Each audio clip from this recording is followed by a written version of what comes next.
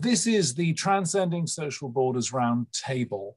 So please be prepared to transcend social borders and please use your imagination once more in thinking of this as a round table rather than a talking Scrabble set, which I know is what it looks like. Do tweet about the panel, as Chris says. We've got tremendous guests with us. I mean, this is not new for this conference, but it is particularly tremendous.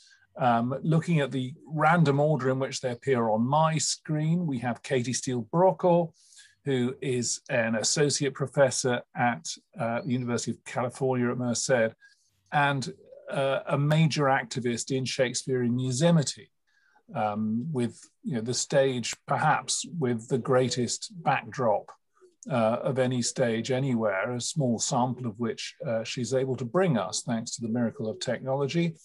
On my other side, on my screen, but she's probably sort of somewhere else on the noughts and crosses scoreboard on yours, is Eileen Gonsalves, who runs Butterfly Theatre and has just co-written a superb book about Shakespeare and Meisner for the Arden Performance Companion series, which is available from all good bookshops. And we also have Darren Raymond, broadcasting live from London from Intermission Youth Theatre. And I'm going to stand out of the way, as well as Chris and Rowan, I hope you've already met. I'm going to stand out of the way and let them lead off the questioning as the table begins to rotate, vibrate, get visited by green men, all the things that roundtables do. Thank you very much, Michael. Hopefully there'll be no little green men visiting, but you just never can tell. And thanks, Katie, Eileen, Paul, and Darren for joining us today, and thanks to everybody who has tuned in. So an amazing group of people, getting to the point now where amazing groups of people having amazing conversations just starts to feel like the norm. Next Thursday is going to be dreadfully dull and boring in comparison, I think, but there we go. So I'm going to kick off with a question to Katie, if that's okay. Just talking to you a little bit, Katie, about sort of the extent to which your work in Shakespeare in Yosemite brings together the themes of Shakespeare and also the ecological importance, and how you address those two symbiotically. Yes, thank you, Rowan, and thanks to Michael and Chris as well. I'm actually going to show some pictures as I speak today, because I think they're worth at least 1,000 words in this case. So the first way to answer that question, Rowan, is to explain the context in which we created Shakespeare in Yosemite, which explains our commitment to applying Shakespeare to the problem of environmental injustice. And environmental justice means just looking at the way that issues like climate change, pollution, drought, and water scarcity tend to affect poor communities, and particularly populations of color, more deeply than they do affluent and whiter communities. So we teach and co-direct Shakespeare in Yosemite as faculty members at University of California, Merced, which opened its doors in 2005 as the 10th campus of the University of California.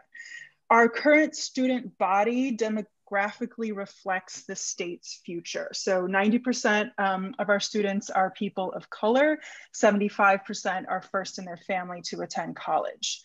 So our campus, UC Merced, was intentionally placed in the underserved San Joaquin Valley, 2 hours, which in American terms is short, from Yosemite National Park. This highly agricultural, majority Latino part of California faces some of the country's worst environmental injustices. It has the worst pollution in the country, high cancer rates because of pesticide exposure, persistent water problems, and of course, you might be aware that all places in California are suffering from an increasingly long and devastating fire season. So it's in response to these environmental contexts that we founded Shakespeare in Yosemite in 2017 to offer free outdoor site-specific adaptations of Shakespeare's plays every Earth Day in collaboration with the National Park Service in the States. So we work with students, with park rangers, with scientists and community actors to adapt and create and perform these productions. We had about 1,000 people come to our most successful production, a 2018 Midsummer Night's Dream. And audience members were a combination of people who came to the park, especially for the performance, and people who just stumbled upon it while they were hiking through the woods. All of our productions are 90 minutes long. They're full of live music, and they're heavily adapted to highlight a particular ecological issue, from plastic pollution to the importance of trees. And we've heard a lot of versions of this sentiment in this conference, but a sort of an eco version of it is to say that we see Shakespeare as an infinitely renewable cultural resource. So unlike fossil fuels or animal species, Shakespearean texts are inexhaustible, adaptable, and invulnerable. So to that end, this spring and summer, under COVID conditions, we're working on a feature-length film, Imogen in the Wild, which was shot in Yosemite and Merced and will be released in September. It stars professional actors like Lisa Volpe, 6 Yosemite Rangers, and several UC Merced students and community actors. We have a team of about 30 UC Merced students who've been working behind the scenes, composing original music, film editing, designing, and creating curriculum packets for high schools and universities who might want to teach the film.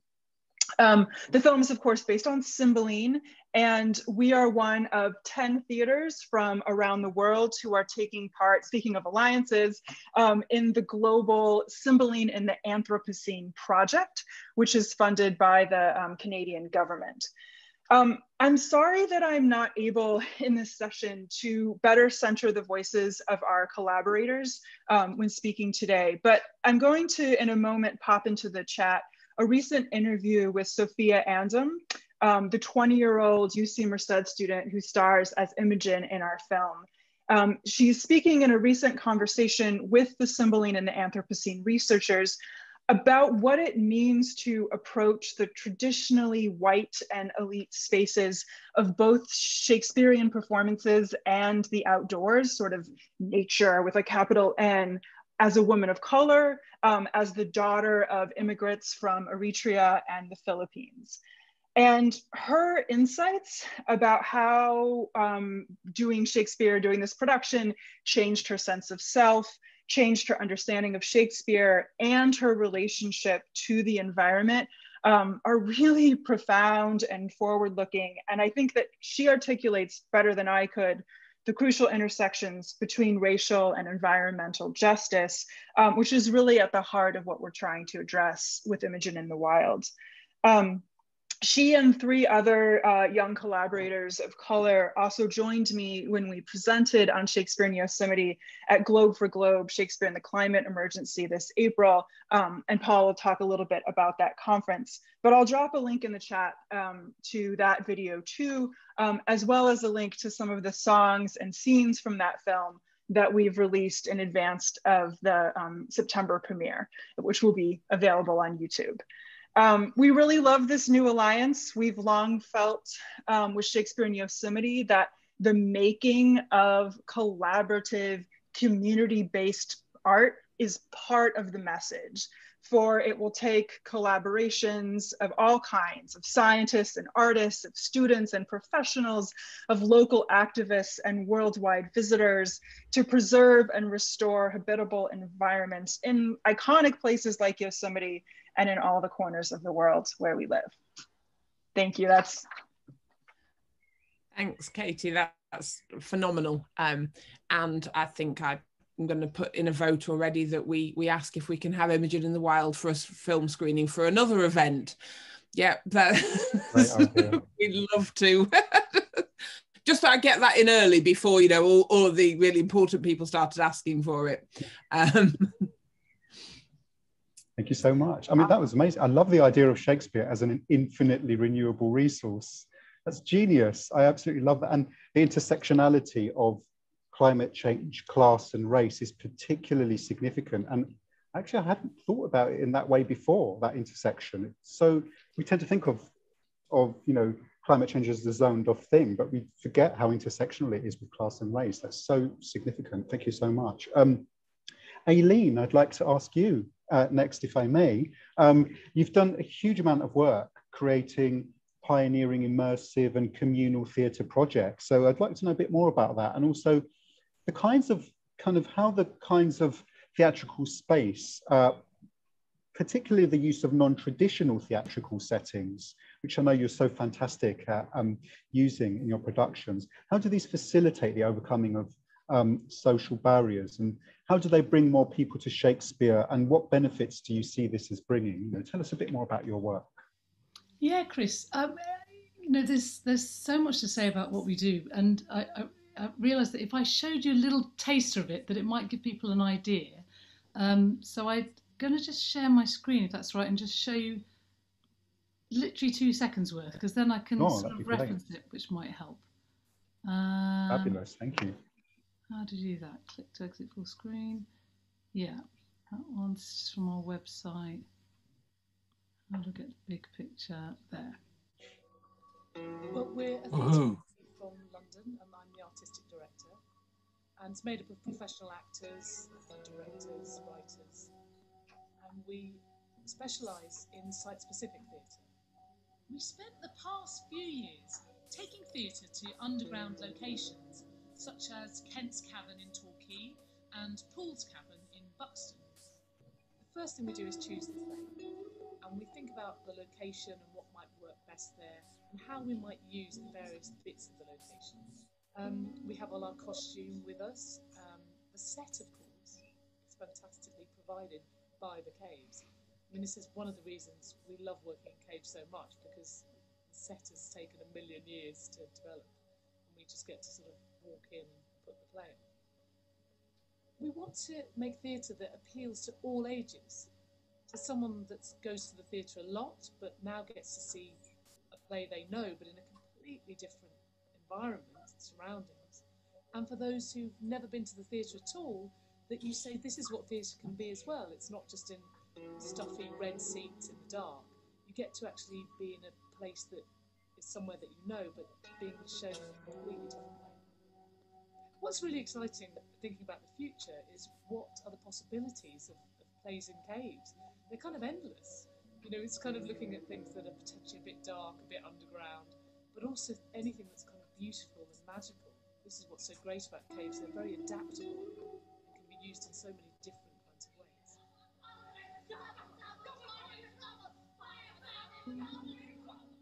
The caves match the epic nature of Shakespeare. When we talk about the natural world in Shakespeare's plays, we're suddenly surrounded by it. There are lines all the way through Shakespeare's plays about the natural world, about rock, about stones, about things being cold and dark. And of course, suddenly you're in a cave and it is cold and it is dark. It's a very visceral experience. It's just so much fun.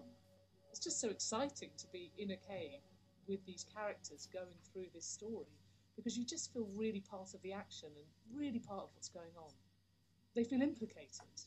And I guess what's great about the caves is that we're all in the same space, going on this kind of magical journey. Butterfly have been coming to us for many years, and they've brought these fantastic productions. Good, I'll just stop that. I don't know how to stop that. How to do that? Turn it off. Okay, so thank you for sharing that. It looks amazing. Yeah, I thought I'd show it because actually it's really hard to explain. We've been doing it for 10 years. We've done loads of Shakespeare plays in those caves, and we also are in the Forest of Dean. We're in Puzzlewood, which is an amazing location if people know it, in the Forest of Dean. And then we also do shows in caves, castles in Europe, in Heidelberg, and in the town hall of Rothenburg, and the streets of Würzburg in Germany. We find beautiful locations, and we did The Tempest on some boats as part of it. Luke Gerrand did this amazing installation. He's this installation artist, and we then did The Tempest on these boats that were dragged into a real wood, into Lee Wood. So what it is we find these extraordinary, the point is there are so many extraordinary locations, and I mean a car park can be an extraordinary location. I'm doing a play at the moment set literally in a car park, you know, an underground car park, but because it's extraordinary because it's not a theatre. So I have done many shows in theatres and in beautiful, you know, in the Barbican and Stratford, everywhere, you know, and in fringe theatres, but theatre does something that potentially alienates audiences in its very construction. Just the seats are here and the stage is there, and you know I train actors. I ran the MA at Arts Ed for many years, and I teach and direct and work in drama schools, and we spend our whole lives trying to get actors to reach through the fourth wall and reach the audience. But it is constructed in a way that makes that actually really quite a challenge. Lights are on them. They can't even see the audience. I spend all my hours going, look at the audience in your direct address monologues. And then, you know, they say, we can't see them. And I say, yeah, you can feel them. You know, and it's true, you can feel them. But can you imagine what it's like to be in a cave where they're just there? So, you know, in the productions that I do, it's very important to me that the audience and the actors are in the same space. In the same heart space, really. They can hear each other's heartbeats. You know, we're in the same playing space. You know, the Globe talks about shared light. I always talk about shared dark, because we often end up spitting so much that we blow out the candles of our meaningful scene, where we've gone, the first time we did Macbeth, we went, let's just have one candle. Let's just have one candle. And they can be arguing over the candle. And literally within seconds, it was spat out with nothing in sight, and then we were just crawling around trying to get a candle to us. Absolutely. So we learned that lesson. But, you know, this idea of shared space, I think, is really important to me, because it's just one bunch of human beings talking to another bunch of human beings, written by another human being who was particularly brilliant. And I think that's the thing. The genius of Shakespeare transcends all of us, because it's a genius, and we throw the word around, but actually, how often do we get to work with a genius? And I think audiences that we get, we want to make people feel real feelings. For me, it's about emotion. Shakespeare, for me, is about shared emotion.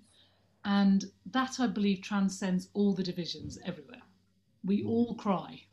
We're all jealous. We're all angry. And that's what he managed to give words to, expression of emotion. Expression of this intangible thing that none of us can work out in our heads, but actually is in our hearts, in the sensations of our body. We feel things. And, you know, my obsession, I'm sure we'll talk about it later, but is in creating authentic acting. I think the priority lies with the actors, and I think the actors have lost power in many decades now to not realise their power is to really connect human beings together through emotion. And then when you, of course, deal with Shakespeare, then you're just, that's transcendent, isn't it? That transcends everything. Because the feelings that he generates with his language and with the rhythm and all the magical Shakespeare things really, really connects us to human emotion at its very rawest and most truthful. I mean, I always thought, why is the most truthful writing not being matched with the most truthful acting? No, I think it is the responsibility of actors and theatre makers to only do one thing, which is to make the audience feel something that is real. And I believe you can only do that if the actors are authentically acting, because then it goes beyond our brains of going, this is interesting, or the visuals of the beautiful design, or the cleverness of the director and the concept. We watch something and our heart breaks, you know, or our heart is joyous. You know, that for me is what links everybody who watches it. So of course my intention is always to reach out to everybody, and to answer your question in a roundabout way, doing plays in these locations means that we actually then we come to people, you know, they don't have to go anywhere. We go to people, we go to where they are. You know, we play Torquay, which is a very deprived area. No one goes there to do anything. You know, it's the middle of winter and we turn up, and, you know, what's amazing is people have come to us year after year. I always used to think it was they came to see the caves. And then I realised, no, they're coming to see this place where they get to feel something. They get to feel emotion. They come to the woods in the Forest of Dean, another kind of area that's not so served by traditional theatre. And we like to access schools because they have to trek all the way to London to see anything, what feels like that to them. You know, so we just make sure we always have a schools programme alongside anything that we do. And of course, this year has been amazing for us because we just went online. And of course, now we're reaching thousands of people around the world. So I tell you, I'm not giving that up. You know, we've created a lot of online Shakespeare, and the idea of absolutely contacting people at such a great rate is thrilling. And we do immersive online theatre. We get the audience to play some of the parts. So they're interacting with us on Zoom. So then, you know, it's a way of going, how do we reach more people? How do we, that's always our first question, I guess. Yeah, and I think we all share that same feeling now, that was just so much more global. And Yeah. I just love this idea of using the emotion of a shared space to challenge the hierarchies and social codes attached to traditional theatrical spaces. I just think you do that so poetically in the work that you do. Thank you very much for that indeed. Yeah. Yeah, thanks indeed. I mean, I have to say, I'm inclined just to put into parenthesis the fact that I have seen some incredibly powerful and moving and meaningful and wonderful shows in proscenium arch theatres with red plush seats, where the actors undoubtedly couldn't see me and where they weren't simulating real, authentic behaviour, but were doing something very strange and stylized. You know, just to stick up for much of the Western theatrical tradition that came from Shakespeare and comes to us via other routes. But there are certain things that you can only do outdoors or in caverns or in found spaces. And I'm interested to bring Paul into the discussion, who has such extensive experience of outdoor theatre making and of outdoor theatre makers, and you know, trying to connect the previous the panel before last to this one, where Pauline from Brownsea Island was talking about how they're making a renewable amphitheatre, so they won't have to build a stadium, you know, but won't have to set up you know, artificial seating every year when they play there. Is there something about playing under the sky in shared daylight that particularly enables Shakespeare to address environmental concerns? Community getting together to deal with them? Yeah, short answer, I hope so, and probably. And I'm glad, Michael, that you stood up for indoors proscenium theatre, so I don't have to. I was going to kind of caveat. So yeah, bring back Henry Irving in the meantime, but for the moment. Yeah, so let me say some pretty simplistic things about outdoor theatre, specifically in relation to kind of barrier breaking. So outdoor theatre has a lot of barrier busting qualities, it seems to me. One is between the actor and the audience, for all sorts of reasons: the democracy of light, the shared space, the often visibility of the backstage, all sorts of things like that. It can very profoundly, I think, blur the boundary between self and environment. So that, in a sense, the way in which one is exposed to the elements and always reminded of them means that outdoor theatre is by its nature an ecological moment. Yeah. You can lean into it, or you can try and avoid the ecology, but it's there. It can also blur the boundaries between species. I mean, if everyone who's been to an outdoor show has some memory of seeing a non-human. Yeah, being upstaged by a rabbit, in my case. Yeah, and in Yosemite, we have bears, we have bobcats, we have things that could kill you. So that's... and then finally, I want to move on to the idea of free outdoor theatre, because that's very important to the work we do. And one of the things that free outdoor theatre does is it blurs the traditional boundary between producer and consumer, because it removes that contrast. So the opposite of that, and the most obvious barrier that anyone can put around Shakespeare, is a paywall, right? And of course, that barrier is absolutely key to the creative industries, and we would not have the plays of Shakespeare without it. But you know, it's not a sweet and lovely wall all the time.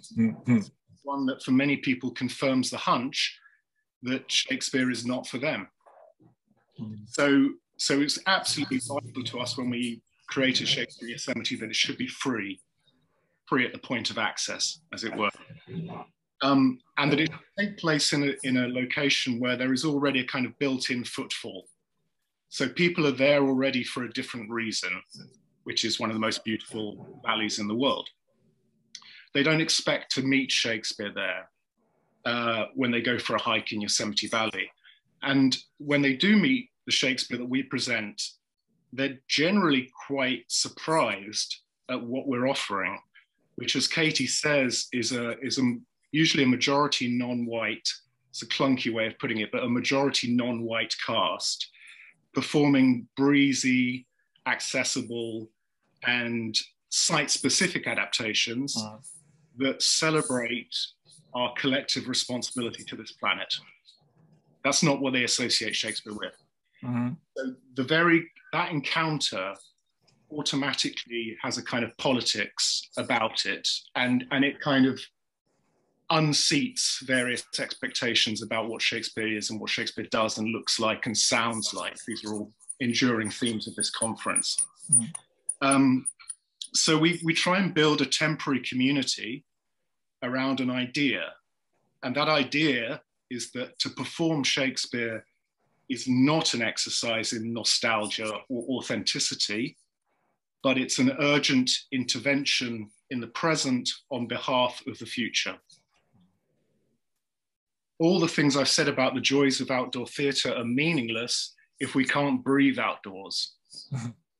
And that is the case increasingly across parts of America, that outdoor Shakespeare festivals have to postpone whole seasons because of smoke.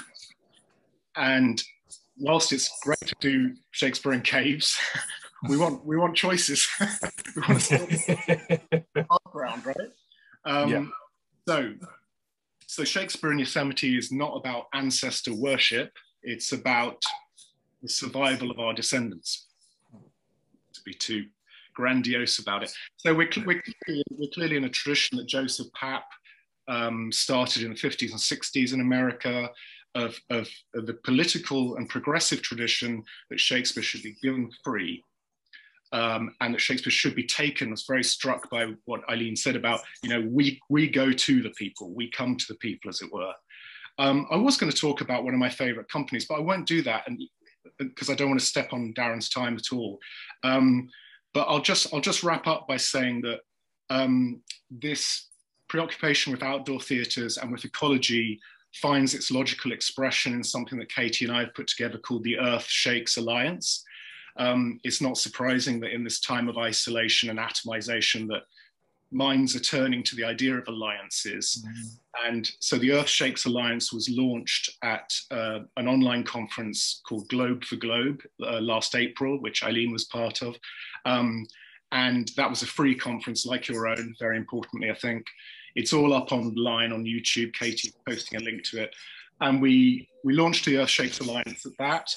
And it's a simple idea, which, to borrow a phrase from eco-musicians, there will be no Shakespeare on a dead planet. And we need to get as many companies and individuals and practitioners as possible from across the globe together to think hard about how we make Shakespeare sustainable. Theatre making is very wasteful, generally, right? So the idea of the Earth Shakes Alliance is that there is a space that you can go to online to share best practice, listen to interviews with people who are trying to make the world a better place through Shakespeare. And in a sense, a model for this is, think about the end, or not the end of the Tempest, but towards the end of the Tempest, and Prospero's Eco Mask, which is of the earth and about the earth, but vanishes, and leaves not a rack behind. Yeah, heavily. How do we make theatre that aspires to leave as little trace as possible, except we're in the hearts and minds, which is the most important place for it. So we've got some wonderful companies already signed up to that. We've got Shakespeare in Paradise in the Bahamas. We've got the Willow Globe in Wales. We've got the Prague Shakespeare Company. We've got Shakespeare's Globe itself. And we're very, very open to any other theatre companies joining us and becoming part of that alliance. So thank you for letting me speak about that, and it's great to be on this panel. Thank you, Paul. Back to Chris and Darren. Oh, Rowan and Darren even. I was just thinking, I know, Yeah. Chris and I are not that interchangeable.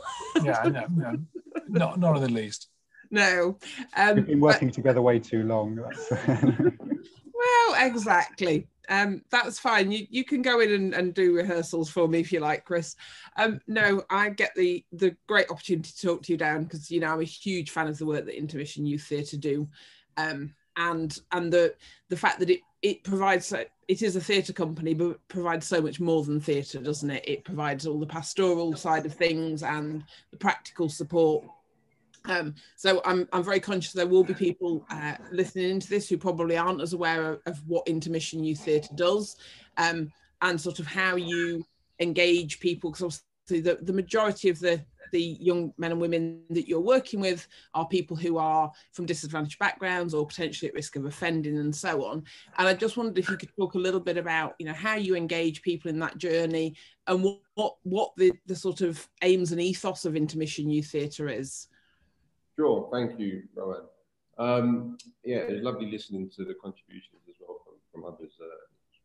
Very, very, very insightful. So Intermission Youth is a charity that was set up in 2008 as a response to some of the problems that our young people are facing in the capital in London. Issues surrounding stuff like knife crime or gang culture, lack of identity, or just being in a place where they didn't know what they wanted to do with their lives. And I had the desire to set it up because of my own personal journey. So I grew up in East London on an estate that was a deprivation, highly deprived. There's a lot of drugs in the area as well. I grew up in the 80s and close to the city, so there was an influx of drugs in the area, and a lack of role models. And you know, you talk, Katie, you mentioned about poverty being a real kind of stigma in terms of people that are disadvantaged in this world. And a lot of the things that I saw growing up and that I was exposed to, I think, you know, was because there's a myriad of reasons, but poverty was a big one. And I made a lot of wrong decisions in my life, and didn't have people, as I said, to encourage me in the right way. And I've always now retrospectively believed that I was an artist, or certainly was somebody that was drawn to the arts and just thought differently to some of my peers growing up. But that was never been able to be realized. And by accident, I came to Shakespeare's work a second time. The first time I was at school, and it didn't really kind of connect with me. I didn't understand it. I felt removed from the world. I didn't feel like it related to me. And the second time I was serving a sentence in prison. I was in Brixton, and an independent organisation came in that was doing Shakespeare. And I think it was a combination of where I was in my life at the time, the fact that I knew that, you know, art was something that I was interested in, and the play that we were looking at was Shakespeare as Othello. And being a young black man myself, I didn't realise that Shakespeare had characters that were non-white. So that was an eye-opener for me. And I was looking, I suppose, for identity in my life at the time, and love, and for belonging. And here was a character that I could relate to.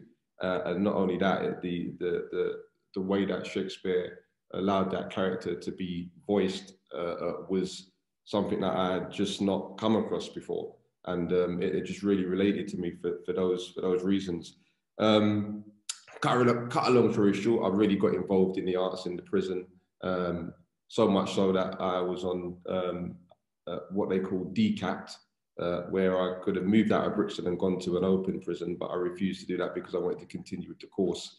So I gave up going home to see the family to stick and do this work, which some people said I was insane. And I came out and made the decision to carry on. And then I was lucky enough to land a role as an actor playing Shakespeare's Othello, actually on tour.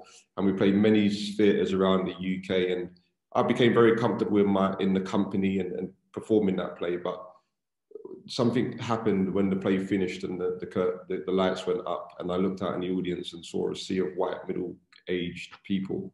And I just thought, well, here I am telling this story, and knew the life that I'd been through.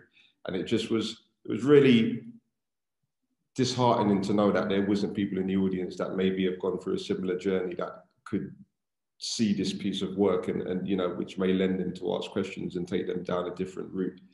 So that's why Intermission was birthed. And it was co-founded by myself and an actor turned priest, Rob Gillian, and his wife, Janine Gillian, two really amazing people that also saw the need for an intervention for young people that were, you know, at that place. Why Shakespeare? Well, I mean, I think you get it from the story, from my own personal journey. And I just feel that Shakespeare is something that a lot of people want to hear.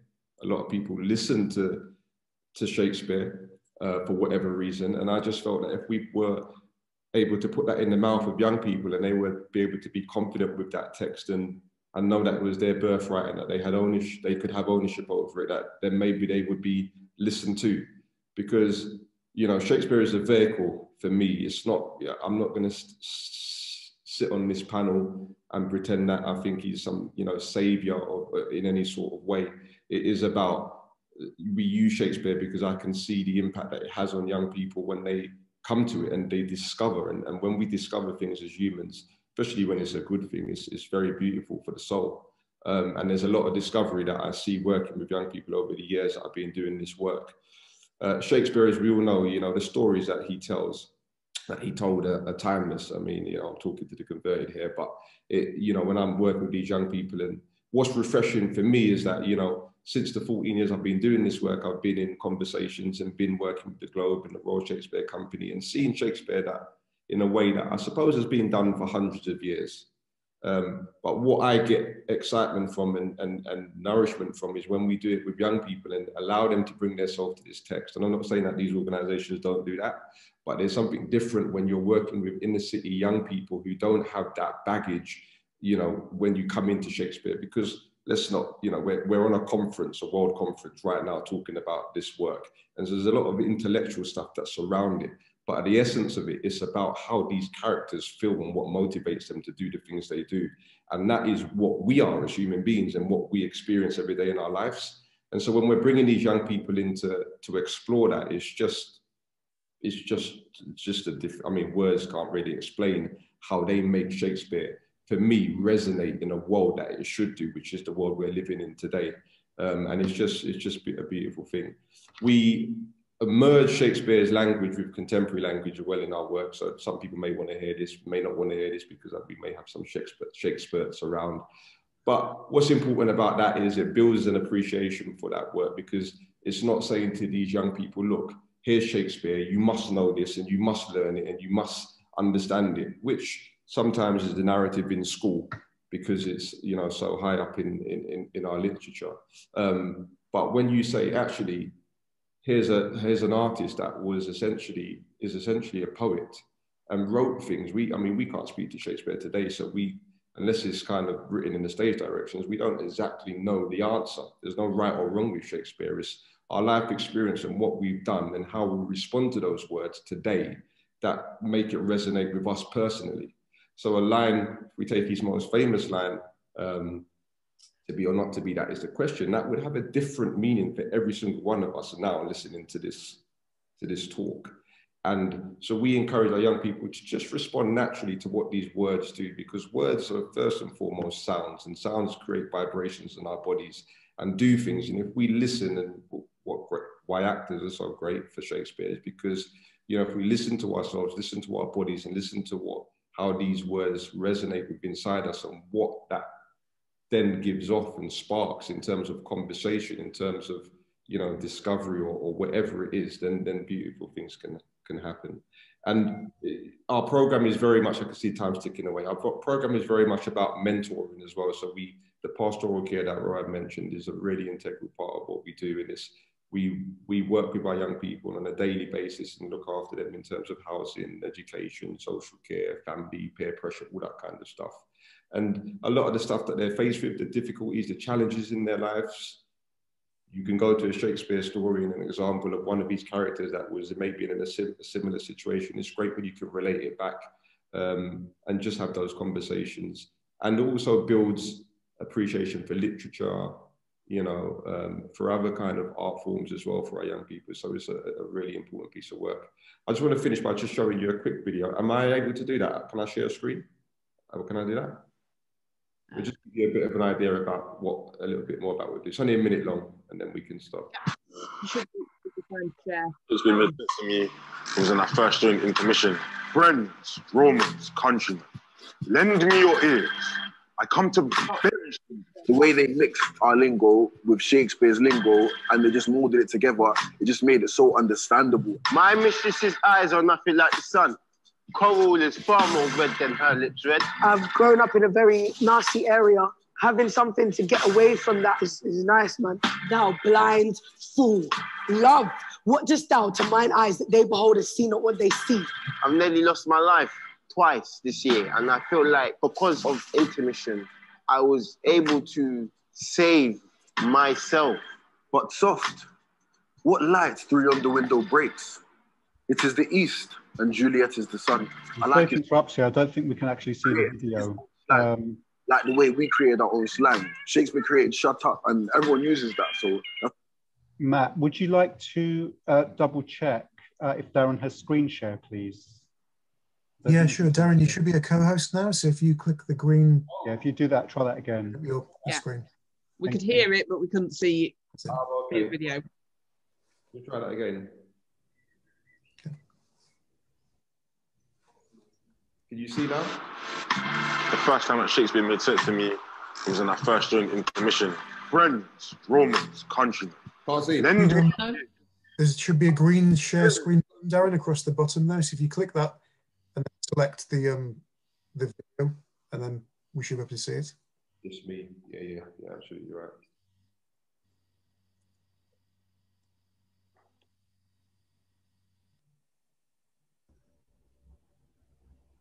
Oh, there we go. There we go. That's it.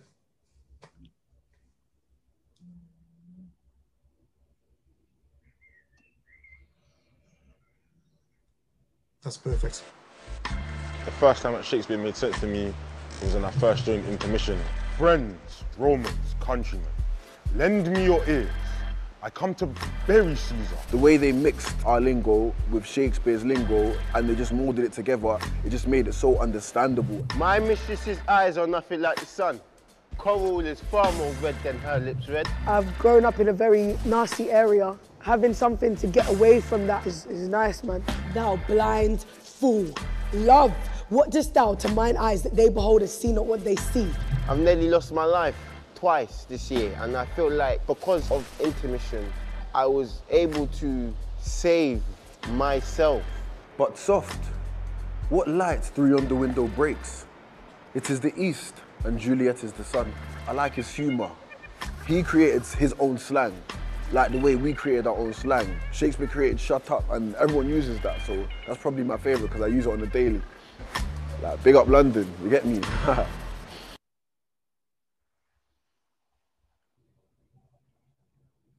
Yep, that's it from me. Thank you. Fabulous. Thanks, Darren. Yeah, thanks. The liveliest thing I've seen at the Barbican for years. Morning light outside Nairobi.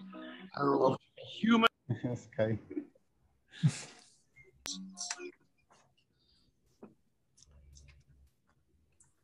All this and Morning Light outside Nairobi, only available on Shakespeare Beyond Borders Alliance. Yeah. Thanks so much for joining us for these fabulous insights. I know there's an awful lot going on in the chat that we haven't got time to deal with now, but we are saving the chat. We will process it. We will think about it. We will talk about it tomorrow, perhaps. Our next session is at 6 o'clock, the screening of the sensational Blue Apple Tempest. Don't miss that, because it's amazing. Then tomorrow we will be back at noon. And there'll be some curating. There'll be the Everything to Everybody project around the People's Shakespeare at the Birmingham Shakespeare Library. We'll go digital and global. We'll talk about the future of publishing Shakespeare, that strange activity that goes on in brackets somewhere else from most of what we've been doing today and yesterday. And then we will gaze into the future and then gaze into the rather bleak future described in Timon of Athens as a kind of jolly last hurrah for tomorrow night. So do come back tomorrow. Thank you very much for joining us today. And keep writing in the chat, keep sending us emails, as you wish. And we hope to get the t-shirts printed with the logo as soon as we possibly can. But meanwhile, see you at the Blue Apple Tempest and see you tomorrow. Thank you so much, everyone. Bye-bye. Bye. Everyone. See you later. See you.